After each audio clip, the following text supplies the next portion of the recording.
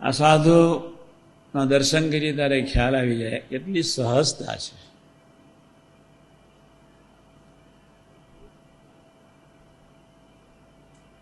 આ એક દર્શનીય મૂર્તિ મને ખૂબ ગમે છે.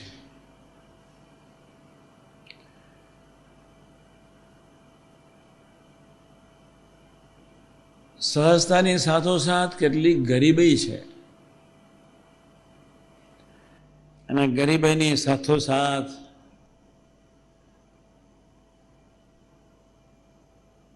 જાણે બધાના જ થઈને હું રહી જવું એવી કોઈક અંતરના ઉડાનમાં મૂર્તિની ઝંખના છે.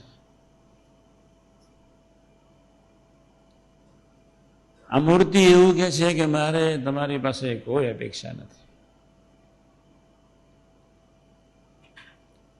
મૂર્તિ એવું કહે છે હું કેવળ તમારો થવું, તમારો રહું, તમારી સેવા કરો.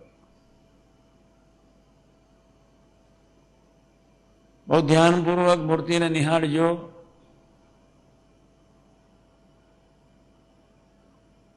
કદાચ કોઈ વિરલ પુરુષ ધરતી પર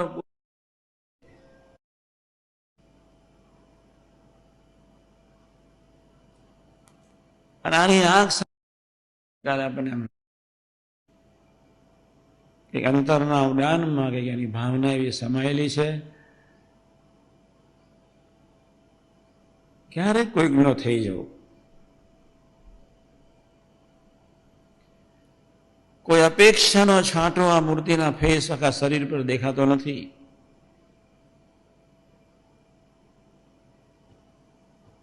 એ કેવા ગરીબ હશે,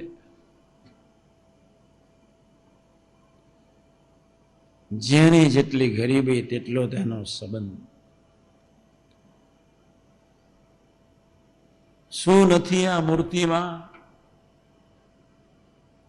સગુણ અને નિર્ગુણ સ્વરૂપને ધારણ કરનાર વેદો જેનું વર્ણન નથી કરી શક્યા એવી એની ઓરિજિનાલિટીમાં રહેનાર પુરુષ સગુણે સ્વરૂપ ને નિર્ગુણે સ્વરૂપ બહુ વર્ણન કર્યું છે મેં તમને આ મૂર્તિનું.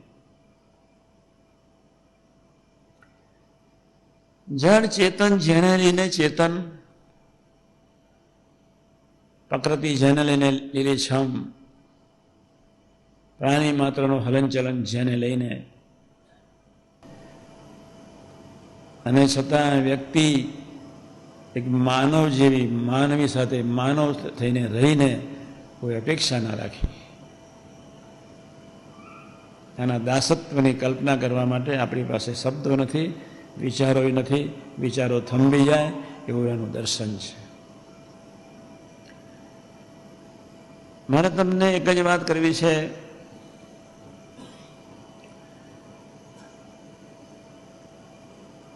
સાધન સર્વે માન બગાડે પડ વિશે. હું તમને ક્યારેય એવું નથી કહેતો કે તમે માન આજે ને આજે છોડી દો. અને હું તમને એટલું તો કહી શકું કે તમે જ્યારે માનથી નપાસ થતા હોય ત્યારે રાત્રે સ્વાધ્યાય ભજન તો કરો, અથવા તમારું માન આજે એક જ નિયમ તમને હું આપું છું. તમને તમારો કામ દેખાશે, તમને તમારી ઈર્ષા દેખાશે, તમને તમારો ક્રોધ દેખાશે. મહત્વાકાંક્ષાનું માન, સ્વસારપનું માન, સાત્વિક માન, ગુણોનું માન, સાત્વિક ડાપણનું માન, કંઈક સમજણનું માન, કંઈક ઊંડે ઊંડે સાત્વિક રાગ હોય, સારા ભાઈ થવાના હેવા હોય, કે શિષ્ય તરફની ધીમે ધીમે કોઈ એફિનિટી વધી રહી હોય. આ મૂર્તિ એટલું જ કે છે, ધીમે રહીને મીઠી નજરે જોતા જોતા મહારાજ તરફ એના અંતરના ઉડાનમાંથી એક જ અવાજ નીકળે છે, તમારો રવ બસ. આજે અનંત પ્રકારનું માન, એનો પ્રભાવ આત્માઓ પર વિવિધ પ્રકારે જ્યારે છંટકાવ કરીને બેઠો છે ત્યારે, અને જ્યારે આપણને પોતાના દોષનું દર્શન નથી ત્યારે અને દોષનું દર્શન નથી એટલે જ આપણે અભાવ ગુણ ભાવફેરમાં પડી જઈએ છીએ. દોષનું દર્શન નથી એટલે આપણો વિકાસ નથી, સંબંધ નથી.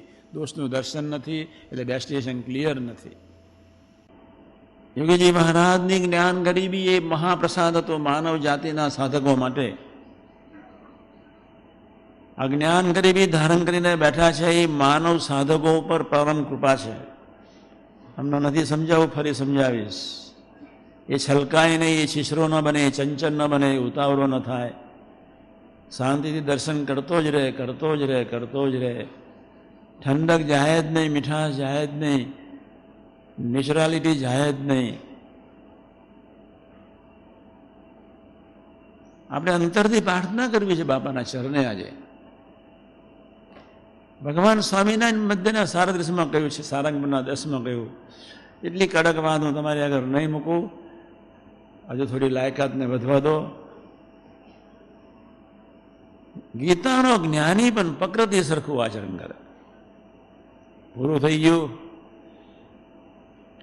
ગોપાલ સ્વામી, બ્રહ્માંડ સ્વામી, નિત્યાનંદ સ્વામી, સુખમુનિ, મુક્તાનંદ સ્વામી જેવા સંતોને આત્મીયતા થવાનો સંકલ્પ નહીં ઉઠ્યો. ભગવાનની પરાવાનીનો ખ્યાલ ન આવ્યો ને એ કથા વાર્તા ન વાગોડી શક્યા, અથવા ગોપાલ સ્વામી, ગુણાતાન સ્વામી એવા સાધુનો સમાગમ નહીં કર્યો. આત્માનંદ, ભાયાત્માનંદ, સચ્ચિદાનંદ, સુખાનંદ, સ્વયં પ્રકાશાનંદ, સ્વરૂપાનંદ, એમને આત્મીયતાનો ખ્યાલ ના આવ્યો અને ગરીબ થઈને જીવવાનો ખ્યાલ ના આવ્યો. ભગવાન સ્વામિનારાયણ સ્વરૂપાનંદ સ્વામીને ઘૂમડું મૂકી મૂર્તિ ખેંચી લીધી. દર્દ એટલું દેહમાં આવી ગયું. મનના પ્લેટફોર્મ પર જ્યારે દર્દ આવ્યું, આંખમાં આંસુ આવીને મહારાજ પાસે પહોંચ્યા. મહારાજ, સહન થતું નથી. મૂર્તિનું સુખ નહોતું હતું ત્યાં સુધી ગુમડાનું દર્દ દેખાયું નહીં. ત્યારે ભગવાન સ્વામિનારાયણે એક જ કહ્યું, દાદા ખાચરના નરિયાનું ધ્યાન કરો. હે સ્વરૂપાનંદ સ્વામી, સંબંધે જીવો. હે સ્વરૂપાનંદ સ્વામી, સંબંધવાળા સાથે આત્મીય થઈને જીવો. હે સ્વરૂપાનંદ સ્વામી, સંબંધવાળા સાથે નહિવત થઈને, જીરો થઈને જીવો. જે સ્વરૂપાનંદ સ્વામી મૂર્તિ સિદ્ધ પુરુષ, આત્મીયતા અલગ ચીજ છે, સહજતા અલગ ચીજ છે. યોગી ગીતા એટલી બધી અદ્ભુત યોગી મહારાજે લખી નાખી છે. યોગી મહારાજ કે કોણ મોટા શ્યામાં સમયેલી છે, કેટલું સાદું ને સીધું. કોણ મોટો લે? આપણામાં મોટો કોણ? આપણાવાની સાક્ષાત પુરુષ એ આપણને શું આપવા માંગે છે? સાચી મોટપ શ્યામાં છે. તો યોગી મહારાજ એટલું જ બોલ્યા, દાસનો દાસ થઈને વર્તે મોટો, અને જેના હૃદયને વિશે ક્યારેય કોઈને વિશે ભાવફેર નથી, અનુસ્ભાવ નથી, એ જ એની સાચી મોટપ છે. આપણે હજુ તપાસજો આપણી કેટલી મોટી જવાબદારી છે એનું તમે ખૂબ ધ્યાન રાખજો. બાહ્ય દ્રષ્ટિથી જોશો નહીં. આપણી બધાની કેટલી જવાબદારી છે. આપણને પોતાના દોષનું દર્શન સમ્યક નથી એટલે બીજા તરફ બીજાનું જોવાય છે. જે દિવસે તમને સમ્યક પોતાના દોષનું દર્શન હશે તે દિવસે તમારા મન બુદ્ધિ બીજાના તરફ જોઈ જશે નહીં, જે શકશે નહીં, અસમર્થ થઈ જશે. અને જ્યારે સમ્યક દોષનું દર્શન તો થશે કે જ્યાં આગળ તમે રિયલી યોગીજી મહારાજના એ ભગવાન સ્વામિનારાયણથી મળીને ગુણાતીત પુરુષોના પ્રસંગમાં સમ્યક ડૂબવાનો જ્યાં સુધી પ્રયત્ન નહીં કરો ત્યાં સુધી તમારું ડેસ્ટિનેશન ક્લિયર થવાનું નથી. ડેસ્ટિનેશન જ્યાં સુધી ક્લિયર નહીં થાય ત્યાં સુધી તમે આટાફેર અને આશીર્વાદ સિવાય કાંઈ છે જ નહીં.